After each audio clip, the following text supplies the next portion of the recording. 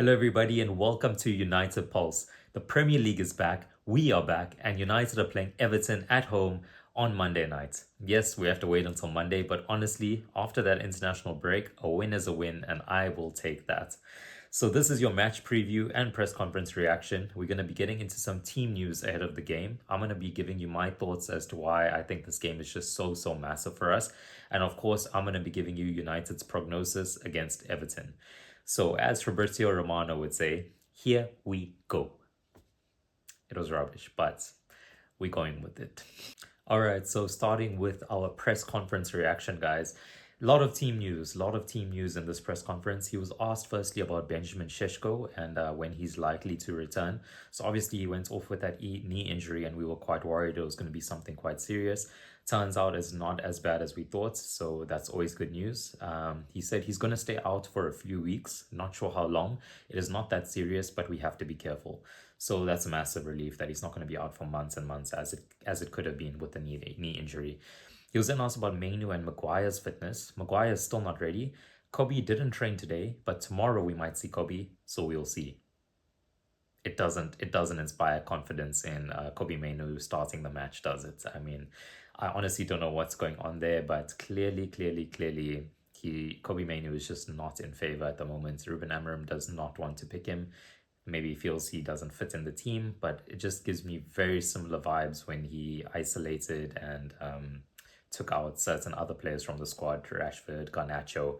It just feels like Kobe Mainu is in that same category as those players. I really am hoping that's not the case, but that's what it looks like. He was then asked about Sheshko's return in relation to Ahmad and Buemo and Mazraoui going away for the AFCON and whether it'll kind of match up with that. He said, I think it'll be more or less at the same time. So as soon as those players leave for AFCON, that's when we can probably expect Sheshko to be coming back into the squad. So that's a bit of a boost. On the back of that question, he was asked if he's going to be concerned about the Wolves game since we're going to be losing 3 key players to the AFCON. He said it is a concern, but we already knew this. It's an opportunity for other players. We have the under 21 players. It is not ideal because they are so important in our team and we don't have a long squad. But again, our academy is for these moments, so we'll see. So he's saying basically we're going to rely on the youth when those 3 players have to go to AFCON. I really would like to see Joshua Zirkzee get more game time. I don't think we need to dip into the under 21s necessarily. I think we have good players on the bench that can do a shift. Joshua Zirkzee on the bench. Mason Mount obviously is going to be coming back into it. Kobe Mainu, he can even be played in the number 10 position if you really don't want to play him in the midfield because you got Bruno and Casemiro. Give him a shot at number 10. We know he has great technical ability. He has close control. He's good in tight spaces. He makes things happen. He actually has a good shot on him. We've seen that countless times in key moments as well. So I really think we do have players in our current squad on the bench that need to be given game time. Maybe the under 21 players or the academy players he's referring to could be like Chido Obi. We saw him quite a bit at the end of last season, and then this season haven't seen him made any appearances. So I think maybe he could mean Chido Obi could come in as well to do a job. And then interestingly, guys, he was asked about 2 centre backs playing out of position, potentially playing out of position for us. He was first asked about Lisandro Martinez possibly playing in the midfield for us, and also getting an injury update on him. And then he was also asked after that about Luke Shaw playing left wing back. Before we go into the injury updates on Martinez, I think this just highlights the point that we are lacking so much depth in our midfield and on the wing backs.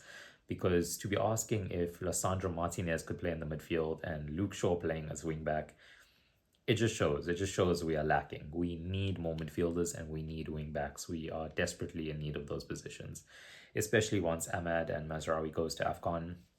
We left with just Dalot and Dorgu for right and left wing back, and there's just no competition. There's no room to make any changes even in the game if we need to. So yeah, it's quite a dire situation in those positions. In terms of the injury update for Martinez, he had to say, I feel he is becoming close to play. Of course, we need to be careful. He is going to struggle in the first minutes, but he is in a better position than before. So that's a big boost. That's a massive boost over there. So he was then asked about Monday being the anniversary since his first game in charge, which was at Ipswich, against Ipswich. He said, yeah, everything was really fast. The first thought was that the environment is completely different in the Premier League, and I was excited with that. Right away, I knew we'd struggle in some things. It was that feeling of it's the best league in the world and maybe the best club in the world, but at the same time, it's a big job and it's going to require a lot of work. I mean, I think we can all agree with that. We knew he wasn't coming into an easy job. He wasn't coming in and we expected things to just turn around instantly. Or maybe some people foolishly did think that. I certainly knew this is a long-term project. It's always going to be a long-term project to turn this club around, as we've discussed already on this channel. But yeah, I think he's right to say that he knew we were going to struggle in some ways. He has a lot of things to change. He has to change the whole culture of the club, change the tactics, change the way everything is being done, to be honest. So it was always going to be a big job, and it still is a big job. He is not out of the woods just yet. Um, he was also asked what he can expect on Monday and if he'll be able to see a massive difference since last year in terms of the players' attitude, the players' behavior. He said, yes, I think we are showing that, but importantly, it doesn't matter what we've done recently. We cannot forget we suffered a lot last year, and we have to take that into account and to play every game like it's the last one or the first one. But if you ask me, I expect a team with more control, more dominance, better football, and more importantly, more competitive in every way. So some big statements from Ruben Amorim. He is saying he is expecting a team with more control, more dominance, and is expecting us to be more competitive in every single aspect. I mean, there's nowhere to hide after that. If we do not come out showing all those characteristics, it's gonna look rather disappointing. It's gonna look like things are not going according to plan. Of course it is. For me personally, I would just love to see us coming out in the second half with the same or even more intensity than the first half.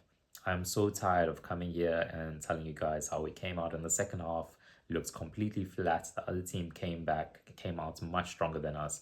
I just want to see us come out in the second half, if not with the same intensity, with more intensity than the first half. That's what I would love to see. But also, so guys, if we just have to take a look at Everton over here, their last 5 games, they've won two, they've lost two, and they've drawn one. Their most recent result was actually a 2-0 win against Fulham, but obviously that being before the international break doesn't really play a role in terms of momentum. But they're not really lighting it up this year, to be honest. I know they had that short period where they would look like they were bouncing back, where Grealish was scoring and assisting, and it looked like he was set free from the shackles of Man City. But I don't think they're all that. I don't think they're all that. Obviously, their key players, as I mentioned, Jack Grealish. He just has that quality. Whether he's gonna bring it or not on the day is something to be seen. And then Dewsbury Hall and Beto, I just feel like those two players seem to always cause us problems. They're big, they're strong, they got the ability to cause problems for us. I think we struggle against players like that. And of course, their midfield duo of Ghana and Idrissa Gueye. I quite like the midfield. Obviously, Ghana is a former player of ours. Very steady midfielder. I don't think he got a proper chance at our club, but very steady with his passing, tackles, doesn't put a foot wrong. I think he's a very steady player for them. Idrissa Gueye, obviously full of energy, always running around, putting in tackles, putting out fires. I would say he's like a Kante type of player. Obviously not to that level, but he reminds me of that. In terms of us, our last 5 games, obviously we're coming off the back of two draws, which might not look too good, but we had 3 wins before that. So I would say we're in better form at the moment. It's going to be quite important for us to make this a win. In terms of our key players, it's going to be interesting who we play at striker, because obviously with Benjamin Sheshko out, I'm just not sure who he's going to bring in there. Obviously, we're going to have Cunha and Mbuemo, but who's going to be that third man? Is it going to be Xerxes coming in and maybe Mbuemo playing a striker? Is it going to be Mason Mount? I have no idea.